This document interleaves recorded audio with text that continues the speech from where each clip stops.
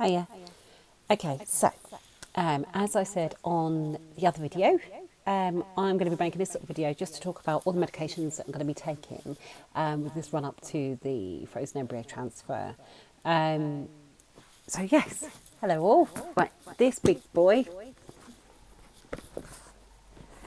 is all of the medications that would get me up into my test date, which is only 14 days from luteal phase 0, about 10 days after I've actually had the transfer. So it's a lot of medication, but I'm going to go through it all with you.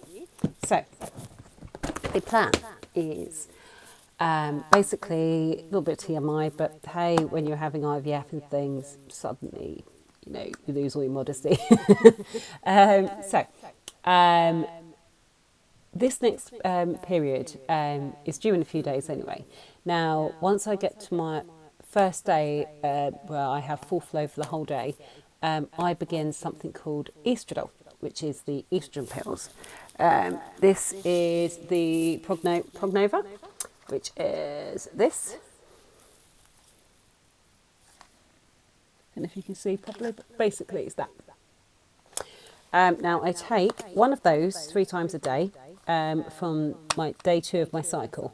There's 28 there, and well, actually, it's 3 times 28 there.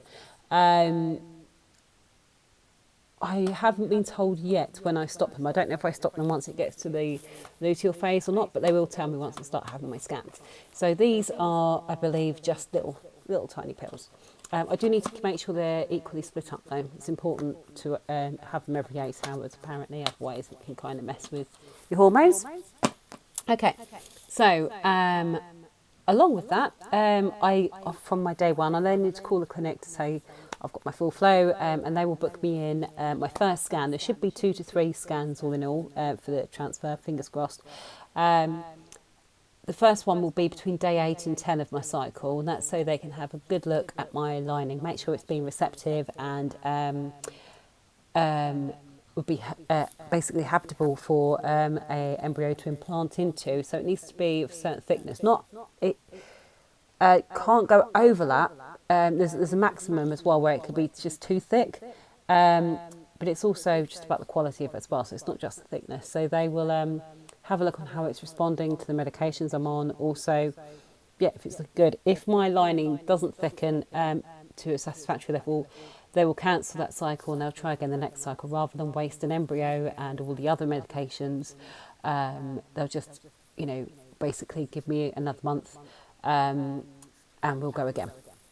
So fingers crossed though, it will all go ahead and it'll be fine. So far, touch wood, I've never actually had any issues with thickness of my lining when I've been having treatment. So fingers crossed that'll be the same. I have decided, I've heard quite a lot of good things about fertility acupuncture. Even when I worked at an IVF clinic, I heard a lot of good things about that. So I found somebody local. I'm going to be trying him. He is specialist as well, specifically it's his specialist area within acupuncture and fertility. He recommends for frozen transfer 3 sessions. So the first session will be on day 2 or 3 of my period. Then after that, I think it was a couple of days before the transfer, something like that. And then it would be within 24 hours of having the transfer. So the first one of those anyway will be sort of day 2 of my period. I've decided, it's useful to try it as well altogether. So I've told you about the scans. Sorry, I'm reading my notes because there's quite a lot to go through. So yeah, after I've had the first scan, they'll then be able to give me dates for the other scans, but also as they're progressing as well, they'll then be able to tell me from looking via ultrasound when the actual day 0 of my ovulation would be. So if it looks like it's impending, like it looks like it's going to happen tomorrow, or actually that happened today, that will be my day 0. So once they determine that as well, they will basically it's the equivalent of the day you ovulate. So once I am given my day 0 on that day, I start something called Eutrogestrone, which is progesterone pessaries. Now, these ones are these, and they are 3 times a day as well, I think. I have applicators to put those in with, delightful. Yeah, so you have little applicators. It's kind of like a little, it's almost like a hard wax kind of little capsule that because it's inside your body, the body kind of melts it slowly over time. And the drug, the progesterone, is within it, so it basically is absorbed by your body slowly over like a slow release period. But it's not as strong as the injectable progesterones, but it is a good addition to them. So this basically is then the hormone that's forcing your body to act like it is. How a healthy and normal working reproductive system should work, basically post ovulation, especially if it's one that wants to get pregnant. So I have 3 boxes of both of those. On top of all of that, excuse the hair, I've dyed the hair red, not that you can really tell in this light, but hey ho. Looks like it needs a brush though. So yes, so as well as that one, I also start prednisolone. Now, prednisolone is these. So I've got a few boxes of these as well. Those ones. So these ones, they want me to take 2 tablets twice daily for 4 days, and then 1 tablet twice daily until I have my pregnancy test. So these ones, they're steroids. And what they do is they quieten your immune response. So obviously everyone's got an autoimmune system, or most people do. Some people have autoimmune issues. But some things that can sometimes happen, this is something I've actually requested.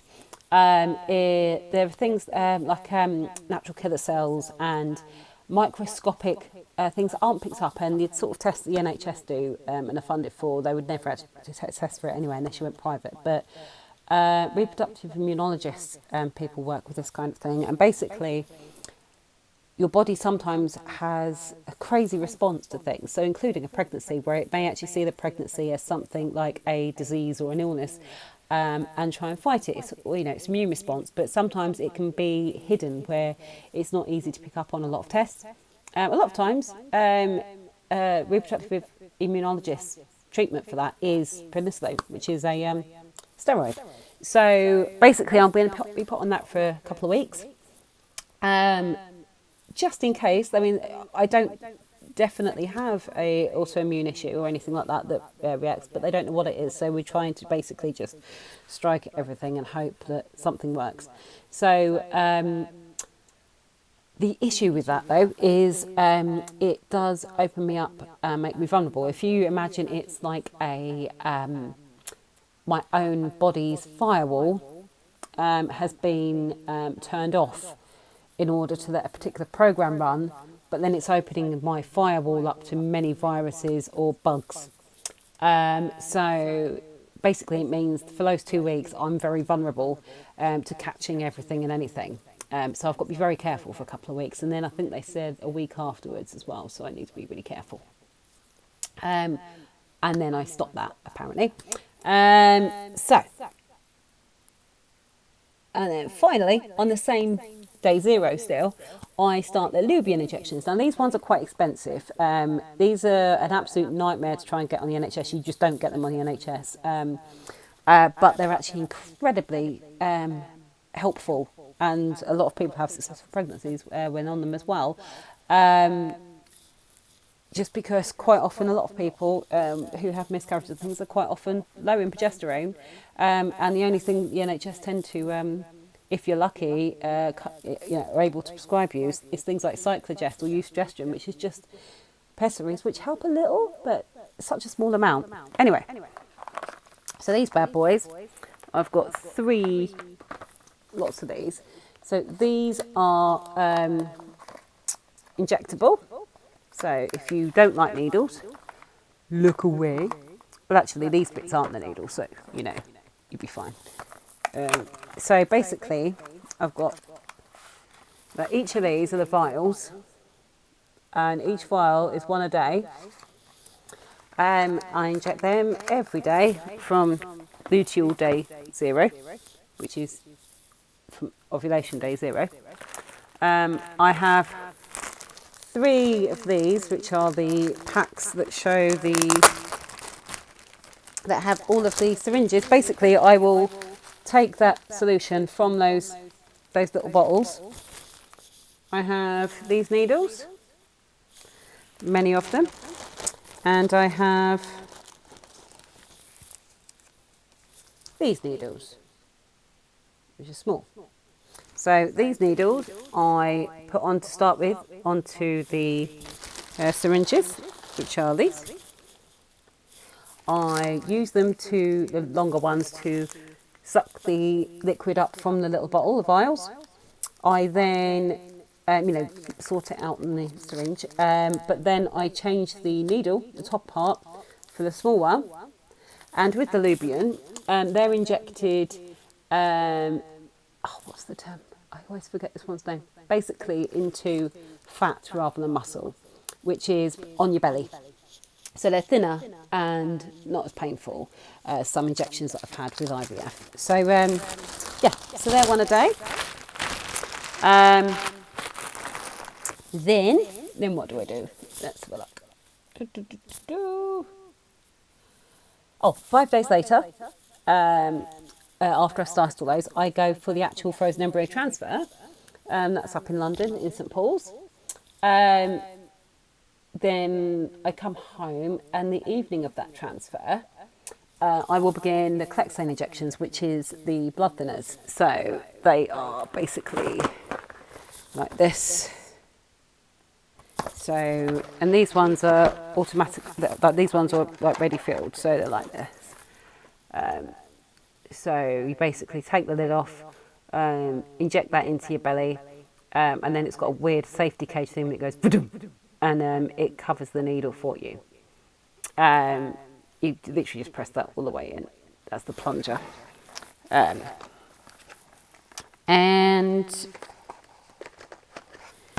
lacing like a bitch. I've had those before. Obviously they're useful, but they can help with any kind of blood clotting disorders. I know when I have been pregnant, my blood has gone very thick. When I'm not pregnant, it's fine.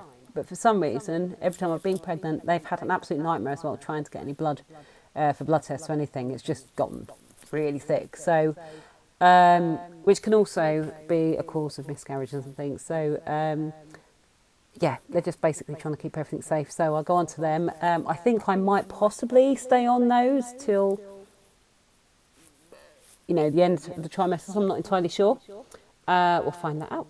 But and then after all of that, I then go to I stay on all of those things as well until I go back to the clinic on day 14 of the luteal phase. So that would be like 9 days after I've had the transfer, and they give me a blood pregnancy test, and then we'll find out what the result is, which I really hope is positive. And then we go from there. So that's all my meds. I can talk about them more, or I'll give you demonstrations of things, if not, obviously not certain ones. But if anybody wants to know any more about any of the medications and things, I'm more than happy to talk to you about them. I know there isn't that much generally on things like YouTube, and it's sometimes confusing, or it's actually nice to have a talk to somebody. That's my sharps bin, so the ones where the needle you take off separately as well. You just basically, I can't open it now, it's stiff. Anyway, you basically open it, there's a little hole, you drop them in, and then once you're finished with them all, you take them back to the clinic and you hand them the box, and then they dispose of it carefully and safely. Yes, so that's my little video of all of the drugs and medications I'm going to be on. So I'm probably going to be a bundle of bruises and crazy hormones and delightful, especially as I'm starting a new job. excuse me, if you've listened this far, thank you for listening, and thank you for all your support and everything that you're doing for us. I think you should know where your money's going and what it's buying. So thank you, and take care. Bye bye.